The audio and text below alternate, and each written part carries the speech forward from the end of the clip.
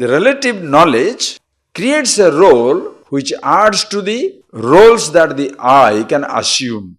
The I does not know about itself. That is why the relative knowledge gives you knowledge of the world, but doesn't give you the knowledge of yourself. In how many cultures, how many parts of the world you shall come across this statement? And obviously, therefore, you go through identity crisis. So everybody knows there is a crisis. What is the solution?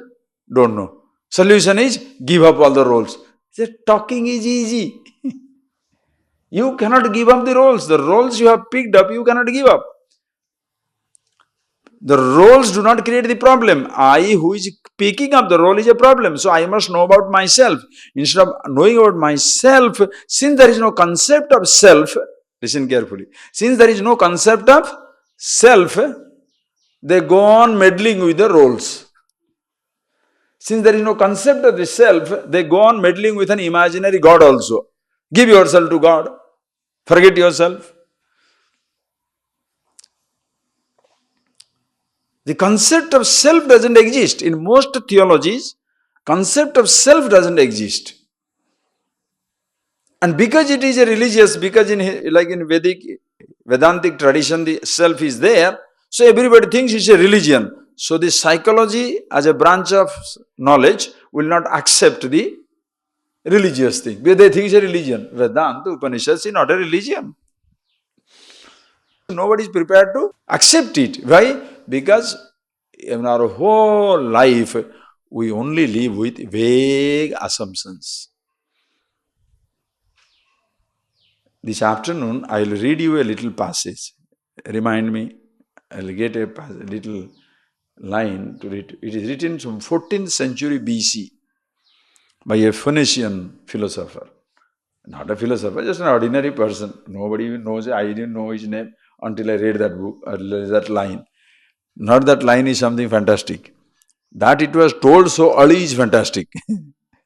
The line, we have been repeating this line 20 times and so many times all the time. But when it was told, that makes it beautiful statement that every human being lives with vague ideas. Nobody wants to get into the depth of it. Nobody wants to get to the depth of it. Childhood onwards, we have been told, get money, everything will be fine. Get money, everything will be fine. Does anybody sit down and challenge that statement? If you get married, everything will be okay. Yes, I must get married. Or another conditioning is, if you renounce everything, everything will be fine. Oh yes, I must do that. So you become a victim of a particular conditioning. When the analysis of the truth, every conditioning is challenged. Every thought is challenged. Just because somebody says, if you do this, this will happen. How? Why? That is why Krishna encourages Arjuna, tadvidhi pranipatena pariprasnena. Hey Arjuna, know this truth by pariprasna, question. Continuously question until you understand it. Abhagati paryantam jigyasa jnatum ichha, is desire to know. And you go on questioning abhagati paryantam until you know. You don't say, I'm going to embarrass my teacher. Nonsense. You better embarrass your teacher if you are so smart. And the teacher who can feel embarrassed, he is dumb. Anyway, I don't have to. It will come tomorrow. It will come in this text. You will be amazed by the dimension. Question. It is not rudeness on the part of the student to question. It is very, very genuinely healthy if you are asking a genuine question. If you are simply trying to pull somebody, show off, that's it. And that teacher, if right, he also knows what type of nonsense he is asking. He can make it out, no problem. Think of it. So since these conditionings have been given to us, and it is so vague, everybody remains under that. Avidyayam antare vartamana. One statement can feel it for yourself. Why do you fight for a laddu? Why do you fight for attention? Somebody has told, when somebody is given and you are not given, that means they are neglecting you. See, I am being neglected here, you know. You have come to feel neglected or know yourself? If a boy talks to a girl, it is, rogue. Or a girl talks to the boy, some nakra. I mean, some nonsense going on. So you're talking to him, must be something. What is that? Hey, does it mean anything? If somebody is eating sweet, he must have diabetes. Who told you? Who told you?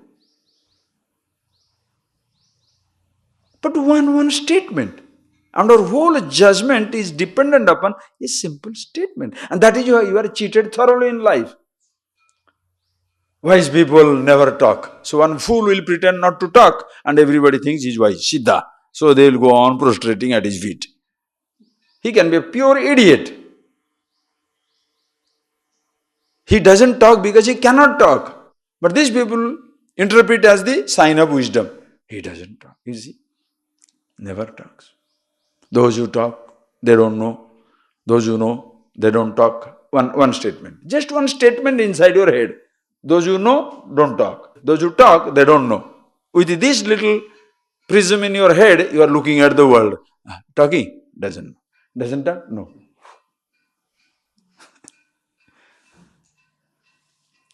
Dangerous. So ask yourself a question. Do you perceive the creation through the prism of collected ideas, unverified ideas?